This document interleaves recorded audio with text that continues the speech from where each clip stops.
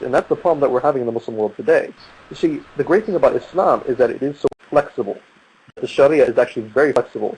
Even when you look at the hudud, and I'm going to explain that in a minute, it's very flexible, and that's why we're a reformist movement right now. The reformist movement is basically trying to revive the religion and revive the interpretation of the Sharia based on the foundational principles that the Quran mentions and preaches. So, going to hudud, for instance, when it's stoning people for adultery, and what they mean by adultery in this specific case is not fornication, but the actual act of sleeping with another man's wife, or a woman sleeping with another woman's husband, or focus on that law in particular. The higher principle in this sense is that adultery should be punished. Now, how, that is what needs to be worked out. But at the time, the reason it was given, that particular punishment was given, was more, not so much a punishment, but more of a trying to make sure that people didn't do it, didn't want to do it. And I'll tell you how that works. In a hadith by the Prophet Muhammad when a woman came up to him and said, "I have committed zina, I have committed adultery," okay, basically, I need to be stoned. Basically, she was trying to sacrifice. What? He said, a woman volunteered and said, "Muhammad, I need you to stone me." Yeah, she wanted to be purified in this sense. We're gonna find chicks like this. I don't know, but he looked at this woman and he said basically, "Yeah, repent to Allah subhanahu wa ta'ala, go." And she came back the next day, said the same thing. He's like, "Okay, go away. I don't, just repent to Allah subhanahu wa ta'ala. I don't want, we don't want to be, I don't want to do this." That's basically what he's trying to say. Came back again, same thing. Then I really got to meet this girl, because, I mean, if she puts out like that, it's like, damn. She's dead now. She's dead now. And he basically said to her, "You really want this?" And she's like, "Yeah." So he's like, "Have your baby first, and then fine, but that's what you want." And then it occurred later on. But basically, what had happened was that when scholars look at this message, they basically look at this as saying, okay, well, these laws were given, they were prescribed to basically prevent people from doing these things. They're not supposed to. And there was other requirements for people to be given these sort of punishments, to be punished for these sort of crimes. You had to have 4 witnesses, and at the same time, these all 4 witnesses had the exact same testimony. And if they didn't have the same testimony, they could be lashed. They would all have to be lashed for slander. Okay. Basically, they'd be whipped. You're like, I swear you're speaking English, really. Let me ask a question in another way. Is Saudi Arabia practicing Sharia law the correct way? It is not practicing Sharia law. The Wahhabis are not practicing the Sharia properly. I would not say they are practicing Sharia properly. Does the Sharia law command people to be executed for things such as homosexuality, apostasy, cutting off hands, for thievery? Is that in the Sharia?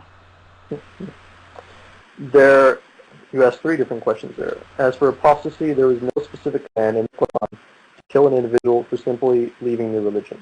You have several hadith where it specifically states there are mentions of people who are apostates that did get killed but the interpretation, especially by the reformist position, is that what was said was that when you leave the religion and you join the enemy, because you have to remember too that during the time of the Prophet ﷺ, there was a constant war between him and Mecca. And what would happen was that the hypocrites, what they usually were called, is that they would leave the religion, they would basically infiltrate the Muslims to see what was going on, and then they would basically apostate and then go join the enemy to fight against them. So then these people would be executed. Now, I'm not saying, for instance, that Muslims have not misinterpreted in the past and then, of course, basically killed people for just merely apostating.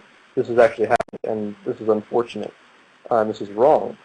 But that would be the reformist position on apostasy. It was not merely leave the religion, because we don't believe there's any compulsion in religion. Okay. Let me ask you this.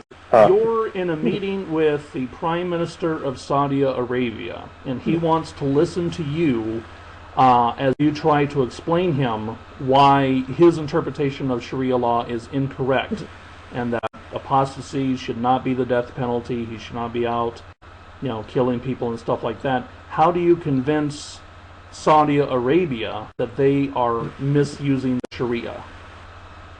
How would I convince? I wouldn't convince anybody because I'm not important enough for them. No. You're important enough. You're king of the United States. Oh, king of the Yeah, king of the United States. Send you over to Saudi Arabia to straighten them out. What do you do?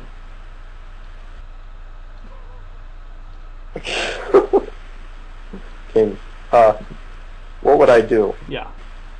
As a Muslim. Yeah, the Prime Minister of Saudi Arabia wants to hear from you what the true interpretation of Sharia law is. How do you convince him? Well, I would try to argue with him first off. But if he's executing people on the basis, if he actively is executing people on the basis of really leaving the religion, then I have to be blunt and honest with my interpretation here too, and what I would do to him. And that I think that it would be at least under the Sharia. And I know a lot of Muslims might disagree with me on this too, but under Sharia, I think he should be executed. You should be executed for what? He should be executed for killing innocent people. Yeah, killing innocent people. Okay, so basically, pretty much along the lines of the laws of the United States, if you kill somebody, death penalty. But clearly not death penalty for apostasy. Like women who get raped, they get stoned. Stuff like that is not right. Correct? Homosexuality, I think it's wrong. I don't think they should be stoned for it. What should be done with homosexualities? Sharia laws have been imposed in the United States. You are now king. What is done with homosexuality? First off, I just want to say that Sharia law should never be imposed. I think it's very wrong to do. I think it should be voted on, and it should be open for Muslims. Now, secondly, so in other words, I would not be under Sharia law. You would not be under Sharia law because you are not a Muslim. Okay, what if I go to Saudi Arabia and I walk around with my good friend Steph Zula, who looks mighty fine in a bikini? Would we be under Sharia law, or would she expect to get her head cut off? I don't know about Saudi Arabia would do to her. I think Steph Zula could take on Saudi Arabia. I think she could. She's tough, but how big is she? She's hot. She really is. But anyway, my thing is, she is, okay. There are countries where Sharia law, iron fist imposed, and in my opinion, it's like Sharia law is imposed on everybody. That's my understanding. If like women go to like countries run primarily by Muslims, they have to put on the veil. A lot of times they have to put on the burqas and stuff like that. I